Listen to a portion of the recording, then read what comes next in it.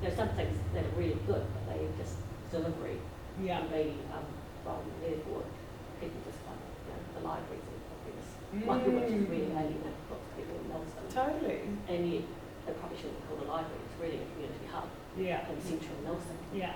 And I think if people were with that concept, then they would have got so much more.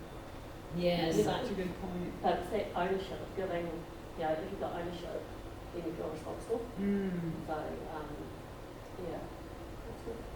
Awesome. Like the line. Yeah. Makes it very definitive, doesn't it? Yeah. Yeah. Awesome. What are you taking away from it?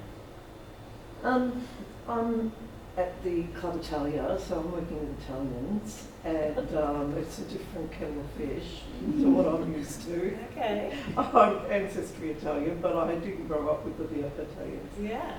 So I'm trying to understand their culture and the way they tackle things, and it's very much there's a story for half an hour before they get to the point.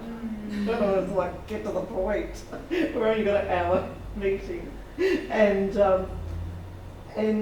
they do a lot of the blaming, excuses and denial sort of thing. And I think if I present that at a meeting and say, hey, why don't we do this at the meeting rather than other things that we've been doing, maybe we can move forward on a lot of things. And there are a lot of older people. I don't know whether they'll take that on board because habits are pretty entrenched.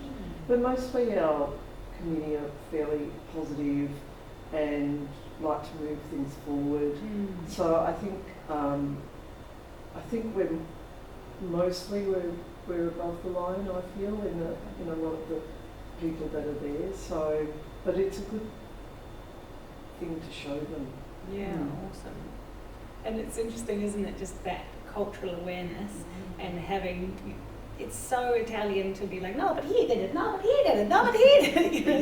Yeah. But bringing that to light and just having a conversation about it, that could be a really, for the ones that want to take it on. I'm a bit too scared to bring that one up. Because I'm the non-Italian Aussie and I'm an Aussie as well, and it's like, it's a little bit hard. but I've got a huge role in within the club, and I do a lot of things and I put on a lot of things, and I'm gaining the respect from the Italian community because of it, and so they feel more confident with what I'm putting out there and what I'm trying to do. Awesome. So now that I've sort of got my foot in the door, because it's hard to be part of the Italian community, it's been going for 90 years. Yeah. And I've got a foot in the door, and now I just got to maneuver my way in to, and then start maybe introducing this way of thinking to them, and the leadership skills. Yeah. Yeah, and it is an introduction. Like, life isn't just one moment that happens. It's just those tiny little incremental things. Like when they see you operating above the line, and they notice that when you've got a challenge, how you deal with it. Energetically, you're teaching them how to be. Whether they choose to take that on or not, that's a different conversation. But it really matters when you have that attitude yourself, and people are like, there's something about her, but I don't know what it is. Because they're not there yet. No. But at least they know that it's possible to think like that and to be that way. Yeah. And I've had to learn to ignore the negativity and the put downs and all that sort of thing, because everything that I do, because I'm doing it, everyone's putting, it's always a mistake, it's negative, they're always putting it down.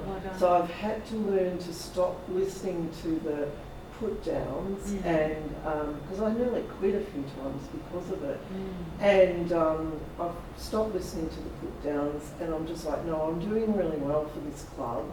I'm going to keep moving forward with the way I'm doing it, and now people are seeing the positiveness and what I'm achieving. Like, I'm really tired because I just put on the Italian Festival yesterday, and it was huge. Wow. We had 800 people there, and it's the first time I've ever put on an event like that. Wow. And it was huge. It was, and all the members came out for a change, and they were helping, and they were seeing, how well it was working, and they were showing their heritage and their culture. And I think with this festival, I haven't heard too much about what people thought, but or the Italians anyway. But I think this is going to cement the this is okay what Vicky and the President Francis are doing. So and I think that below the line will stop. Hopefully. Yeah. Awesome. Some people.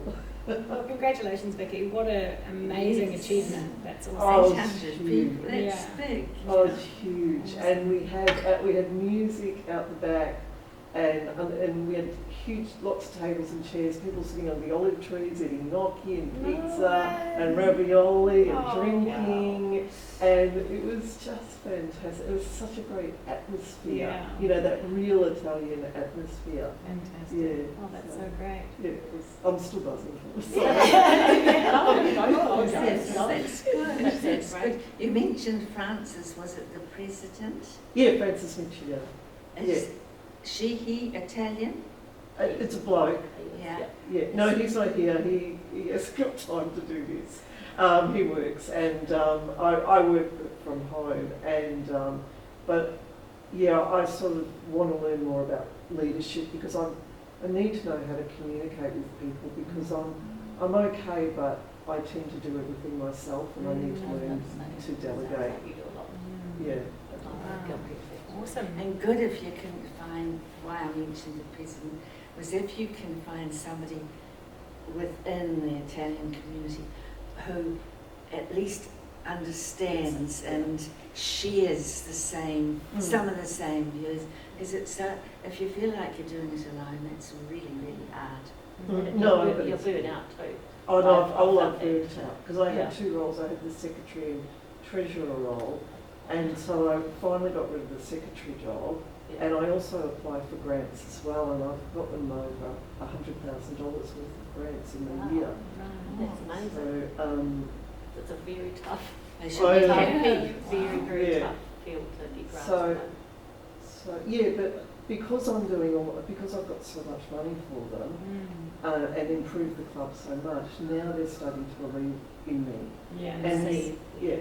And I've got Francis on board, the president, and now the other committee members in the community are starting to see, and Francis and I are working like a team because he's a bloke and with Italian, I'm a bloke and you do what you're told and do the dishes. He's starting to see what I can achieve. So that's another thing I'd love to bring that up with some of the mamas because they definitely put them in place. They do everything. Yeah, exactly. Yeah. So leading on from that, what are the massive benefits once your team starts thinking above the line? Exactly. What are the benefits? Move forward.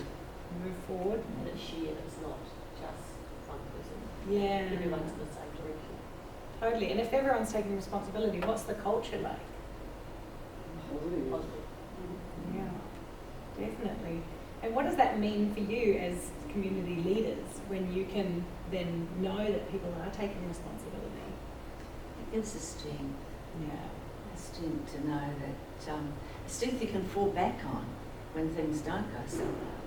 If you know that, mostly, 90% of the time, 80% of the time, you've got that support, and it's a confidence and having that and a sense of security.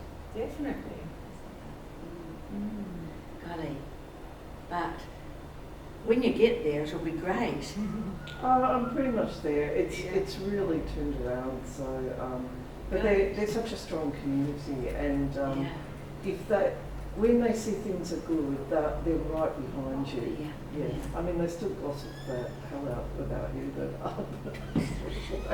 well, it's outside of your control, so it's we'll definitely talk about that. Yeah, but really good to recognise that culture is an evolving thing, and once there is a solid set of values, sort of like the foundations, then everyone that comes on the team then gets sort of sucked into it. They get sucked into a negative culture or sucked into a positive culture. So when we can have that above the line thinking and inspire others in our team to share those same accountability values, that means that you have conversations that are at that level of taking ownership for those jobs. It means that when you're giving someone a role or giving them a task, you can trust that they're going to take ownership because there's that shared value, right? And then the culture magnifies, and that's where you have that real community, like everyone's there doing it together. So I'm sure you've noticed it already, but that's just a really good way to think, okay, what is the key factors in a community hub, and how can you snowball the effect towards the positive rather than towards the negative, and calling out some of that behaviour that is below the line because you know how important it is to call it out. Does that make sense?